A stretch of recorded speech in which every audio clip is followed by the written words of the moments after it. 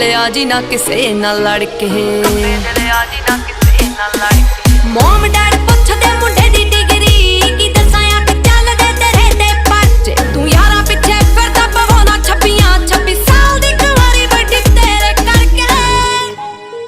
ਗੁਰਸਿੱਧ music A to Z ਤੇਰੇ ਸਾਰੇ ਯਾਰ ਜੱਟਿਆ, ਓ ਜੱਟਾਂ ਵਾਲੇ ਦਿਲ ਜੱਟਾਂ ਵਾਲੀ ਮੱਤਿਆ।